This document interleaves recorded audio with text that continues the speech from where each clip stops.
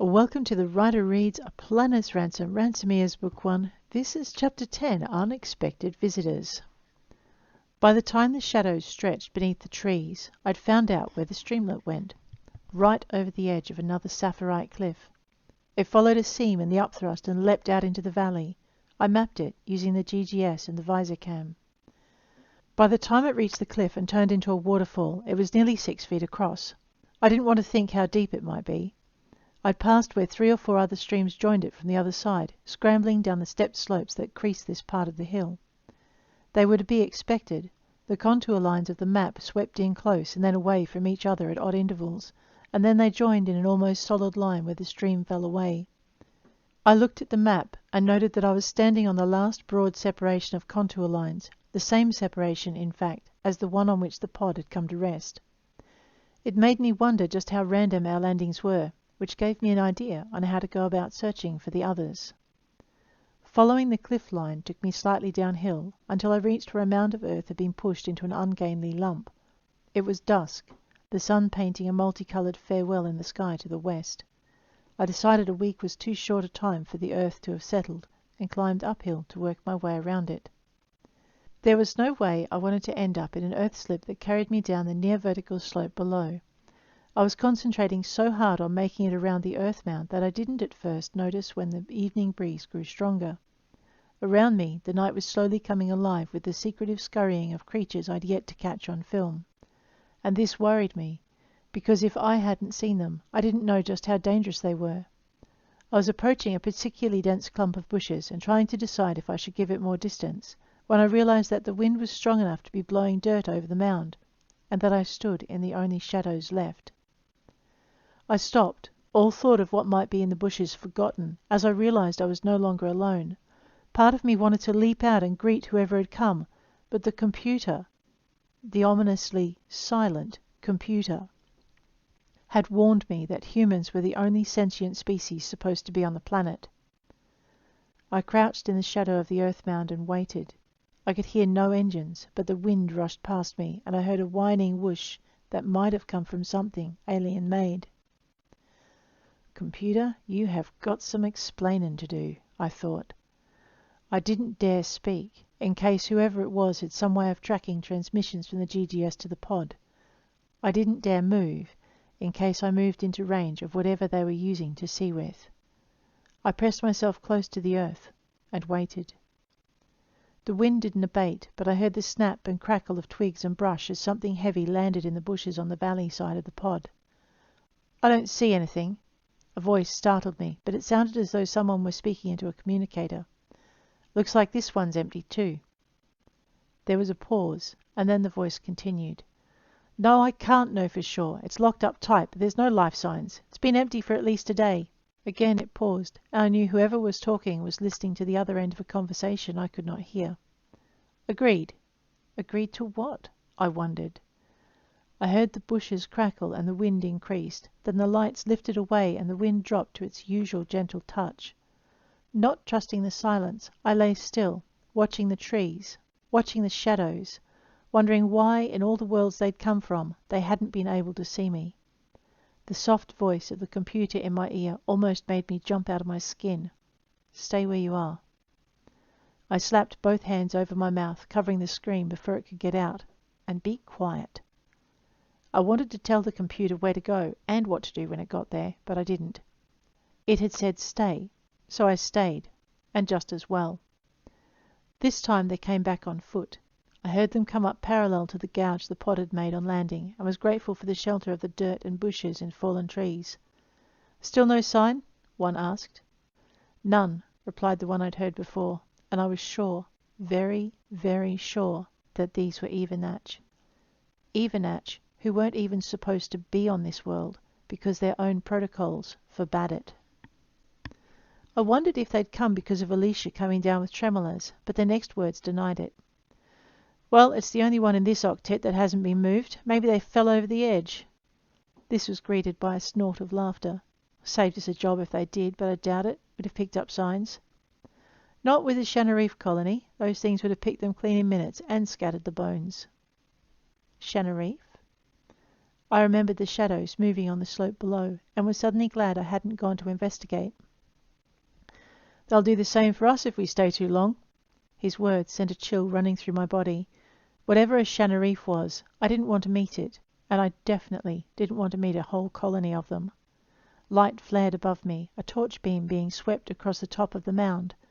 A torch beam, and heavens knew what else might be used to scan the night. I prayed the computer knew what it was doing, and forced myself to lie as still as the dirt mound at my back. "Do we blast it?" This suggestion made me hold my breath. Blast it? My home? I resisted the urge to jump up and defend my territory, forcing myself to stay frozen in the silence that followed. The torchlight swept the mound again, and I stuffed the fear back into my belly, swallowing it down until I cleared the lump from my throat. "Leave it," the first voice replied. "They might come back." I might indeed, I thought, but I didn't want to. I was terrified. This changes everything, I thought, and it did. There were Evenatch on the planet. Evenatch, on a world where they weren't meant to be, and they didn't seem interested in my welfare. I listened as they walked away, listened as the high wind engine noise blew through the trees further down the mountain, and then I kept listening until all the scurries and skitters had returned to fill the night. I have to admit, those noises both comforted and alarmed me. I needed to get inside the pod and find out what Shannareef were. I slowly pushed myself up onto my knees and turned so I could belly crawl to the top of the mound and peer the way the Evenatch had come. "Computer," I whispered, when I could see the gouge leading up to the pod was empty of anything bipedal. "Computer, I'm coming in." There was no response, so I made my way cautiously around the top edge of the mound to the side of the pod. I was surprised to find myself staring at a pitch-black wall, more surprised when I reached out and touched an unyielding surface that felt like a combination of cold steel and glass. Was this how it looked every night? "Pod, open," I said, and was relieved when the surface melted away from beneath my touch. I didn't stop to question why it was letting me inside, if it was safe, or how long I could stay. I just got the dickens in. "Pod, close," I ordered, and the night air stilled with an almost audible snap. The lights came on, and I looked around. "Is that safe?" I asked. "Affirmative." "Won't they see?" "Negative. The external surfaces are opaque. If they return, the pod will appear unchanged. We must relocate." "Can I spend the night here?" "Affirmative and negative." "That makes no sense. How can I both spend the night here and not here?" But as I asked the question, the pod started to tremble. The floor lurched beneath my feet, and I stumbled, reaching out for something to grab onto. My hand touched the smooth internal wall and slipped, so I sat down on the floor, bracing myself across the angle between the sleeping platform and the toilet door. "You may spend the night in the pod, but the pod will relocate." "Where?" "To the alternative site identified this afternoon." "You can fly?" "I have limited capability. All pods were to converge on the final settlement site when it was chosen, but that will no longer be possible. Security protocols take precedence." "Security protocols?" "Information will be available at the learning station." "Will I have to learn these as well?" "Affirmative." "Will I be locked in again?" "Negative. Your priority is to find the other survivors before the Heritage do and bring them to safety." "To my campsite?" "It is the only location situated near sufficient sapphirite." "And how's that going to help?" "The sapphirite will conceal your presence from scans as it did this afternoon." "But won't they notice that you're missing?" "Affirmative, but they will be delayed. I have left a hologram of the pod in its place. It will reflect the correct scan data back, but will not withstand physical examination." "By physical examination you mean touching, right?" "Affirmative." "So how will that protect us?" "The Heritage will use scans to monitor and verify the pod's continued presence on the hill. It is their standard procedure."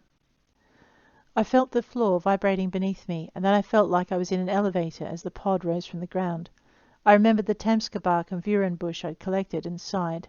Now I was going to have to start all over again. "So, those Evenatch, those Heritage dudes, why are they here?" "The Heritage do not agree with our policy of exile." For a moment I wondered if I'd misjudged the visitors, but then the computer added, "They believe we should use force to take the worlds we need, that the Federation does not need another race to complicate it." I had this. I knew I had this. These were lizards who wanted to destroy everyone else so that lizards could go where they wanted and take what they wanted and not have to bother about who might already be living there. I knew it, but I had to ask. So they wouldn't have dropped us on this world? They would not have dropped you on this world. You would have remained safely with your parents until they found your family and destroyed it. Destroyed it? The computer did not mince words. If I didn't know any better, I would have thought there was a living being on the other end of its communications, and that that living being was being deliberately clear, like it wanted me to understand exactly how dangerous the heritage were. Killed you for meat. Its response mortified me. They eat people? To the heritage, you are not people. No species that is, not even Atch, is people. You are either pest or prey. So how do they decide? Sample analysis. What do you mean? They take samples of a species meat and test it for consumption. And they've tested humans already. They have not.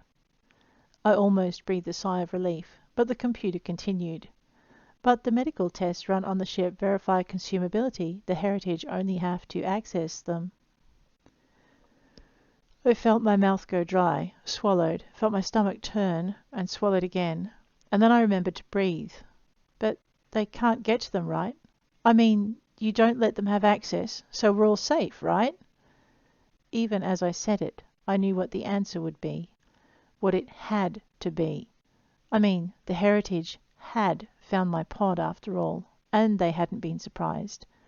They even knew 8 of us had been dropped. The heritage are secretive. No one knows how many have taken membership, or how many sympathize, or how many they have coerced. It is possible they have accessed your medical files, in addition to the drop files. That thought left me cold, and I took a moment to digest the information.